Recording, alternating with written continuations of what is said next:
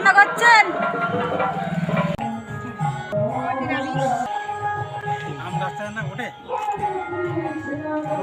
মা বল, মা হিসেব করে বলবা এই দাম আছে। আপনি হলে হাত দিচ্ছেন।